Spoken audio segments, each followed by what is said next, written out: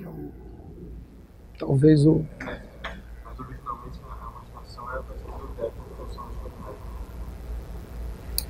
de eu acho... O produto escalar é uma coisa muito...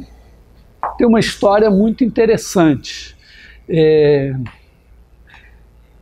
Tem uma coisa que vocês vão aprender ainda chamada integral,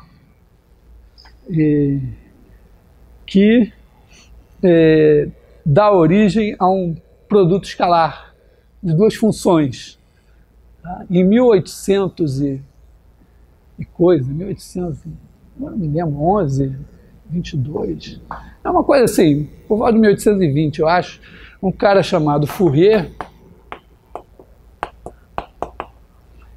escreveu um trabalho muito importante sobre a propagação do calor. E, no meio disso, ele precisou escrever uma função. Na época, era muito popular você escrever uma função f de x como uma soma infinita de potências de x. Isso já é coisa também que vocês vão aprender. E ele sacou que, para resolver o problema, ele precisava escrever uma função como uma soma infinita de senos e cossenos. E tinha lá uns coeficientes, e para calcular esses coeficientes, ele acabou tendo que introduzir uma continha lá que, na verdade, é o primeiro produto escalar, provavelmente, da história.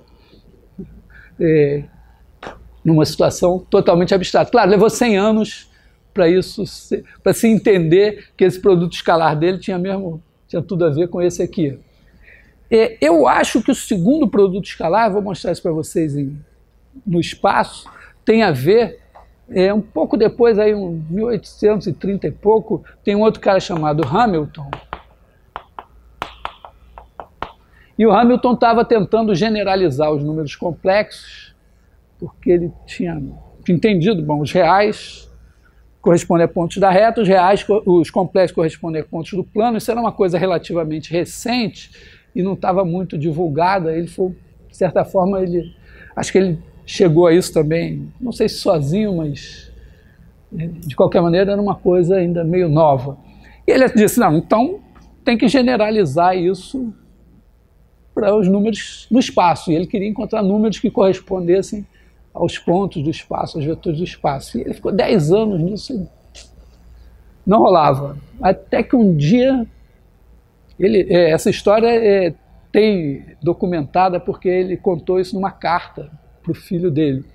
Ele estava lá, ele era irlandês, estava passeando lá em Dublin, de braços dados com a sua senhora, quando estava cruzando uma ponte assim, e aí veio a iluminação. E aí ele sacou que não dava para, talvez não desse para fazer os números tridimensionais, mas números tetradimensionais dava. E aí ele criou números tetradimensionais, que ele chamou de quaternions, e a multiplicação de quaternions, quando você multiplica dois quaternions, você tem lá uma multiplicação. Mas se você pensar, os quaternions têm 4 coordenadas. Se você separar 3, que são, digamos, a parte vetorial do quaternio, se você multiplicar 2 vetores, o resultado disso tem uma parte que é um número real e uma parte que é um vetor. Essa parte que é um número real, que é um escalar, é menos o produto escalar de vetores de R3 que a gente ainda vai ver. E a parte vetorial é o produto vetorial. Então, aparentemente, as duas primeiras ideias que vão produzir o produto escalar não tem nada a ver com geometria. Uma era lá um problema de propagação de calor e o outro era um problema puramente algébrico. O cara estava querendo generalizar. Não tenho notícias de alguma outra, de que isso tenha sido definido geometricamente. Talvez alguém tenha pensado nisso geometricamente antes, mas parece que não, que depois é que veio a interpretação geométrica. E aí, 100 anos depois, lá no começo do século XX, tem um cara chamado Hilbert e outros também, que começa a pensar que talvez essas coisas fossem a mesma coisa. Então, pensar um produto escalar como algo que tem essas propriedades, essas 3 primeiras, a quarta está muito particular, mas a quarta seria que o produto escalar de um vetor por ele mesmo é sempre um número maior ou igual a 0. Isso já é século XX, colocar nesses termos aqui. Bom.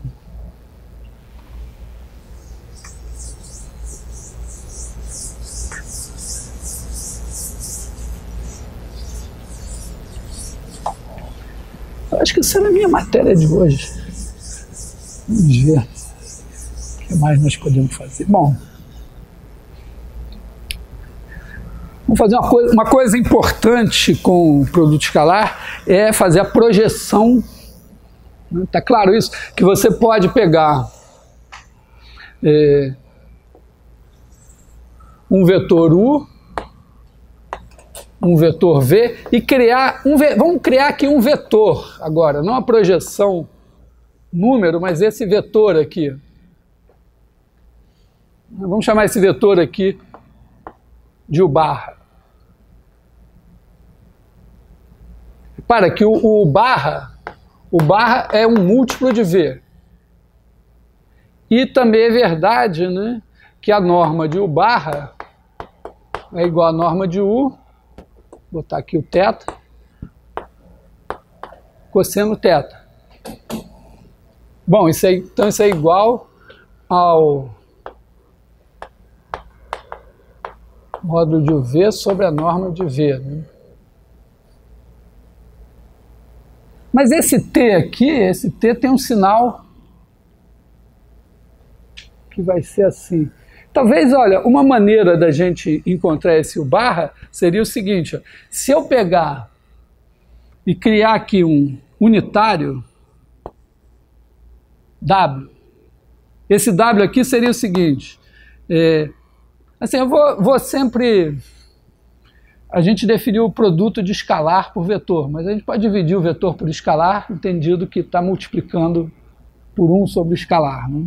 Então, vamos pensar assim, V sobre norma de V. Agora esse é unitário, tem o mesmo tamanho. Então o barra, se eu fizer o produto escalar do U pelo W, vai dar exatamente norma de U cosseno θ.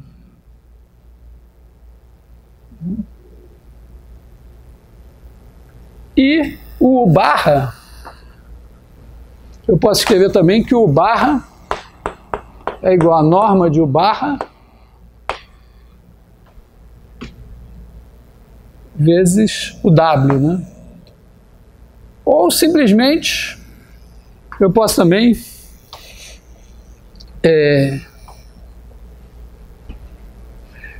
observar que, bom, se o U estiver para cá, se eu fizer o produto escalar do U pelo W, vai dar esse número aqui. Se eu multiplicar esse número aqui pelo W, eu tenho esse vetor. Então, o U barra, na verdade, ele é o produto escalar do U por W vezes o W. Tá legal? Bom, isso daqui, esse cara eu vou entender como a projeção. Vou entender esse cara daqui como projeção do U sobre o V, como vetor projeção. Isso daqui, bom, isso daqui é o produto escalar de U por V sobre a norma de V, vezes V sobre a norma de V. Então eu tenho o produto escalar de U por V sobre a norma de V ao quadrado, que é o produto escalar de U por V dividido pelo de V por V, faltou o Vzinho aqui, né?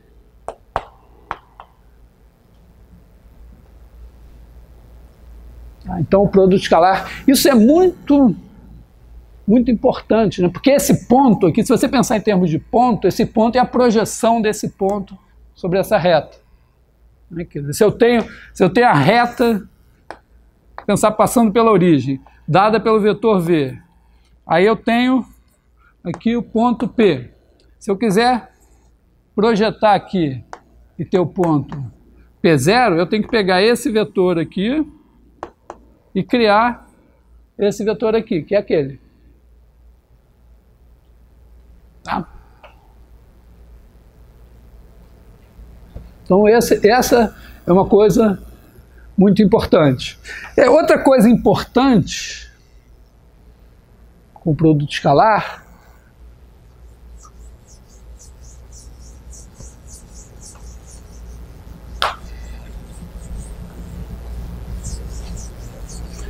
é o seguinte.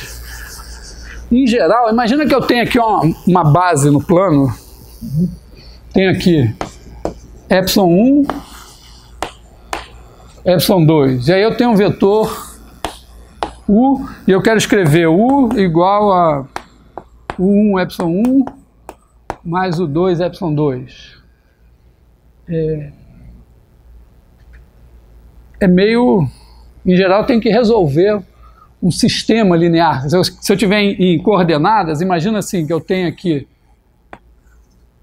em coordenadas, aí eu tenho as coordenadas do U, as do ε1, as do ε2. Vai dar um sistema para resolver. Sistema linear. Agora imagina que eu tenho a mesma situação, está aqui o U, e eu tenho aqui um certo par de vetores, assim, ε1, ε2, e que eles são unitários e ortogonais.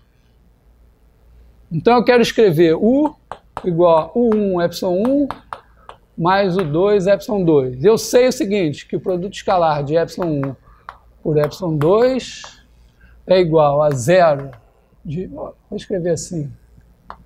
É ε1 e εj igual a zero se I for diferente de J e 1 se I for igual a J.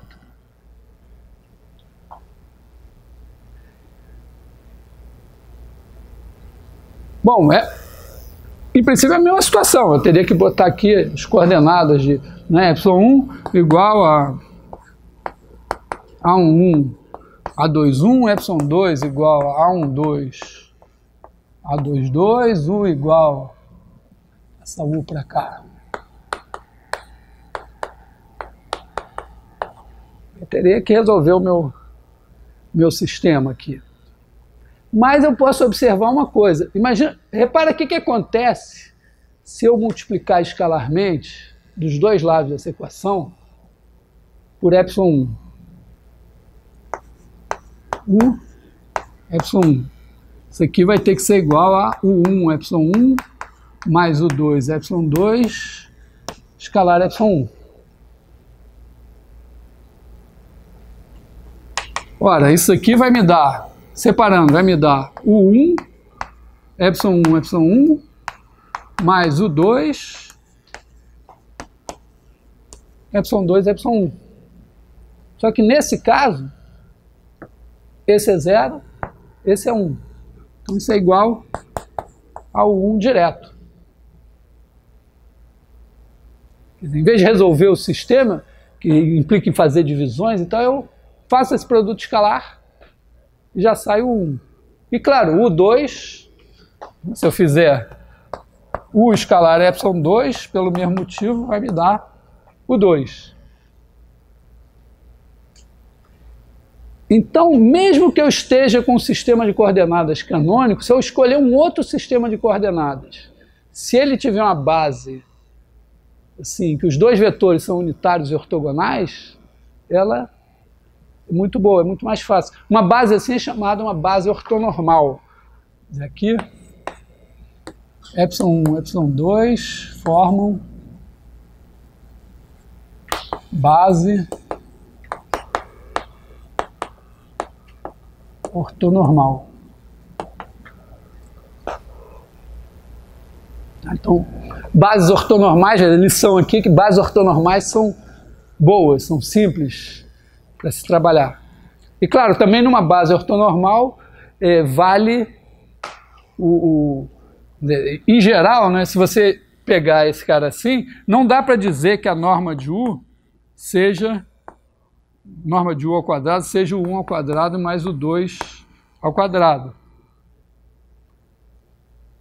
Porque aqui, quando você tirar aqui o 1, e aqui, né, aqui está esse tamanho daqui é o 1, esse tamanho daqui é o 2. Só que esse triângulo, esse ângulo aqui não é reto. Então não dá para escrever assim. Mas nesse caso dá. Se você pegar aqui, esse daqui é o 1 e esse daqui é o 2, e aqui o ângulo é reto. Então a norma de U, a norma de U aqui ao quadrado é igual ao 1 ao quadrado mais o 2 ao quadrado. Também não é verdade aqui o seguinte, né? Deixa eu apagar, fazer de novo.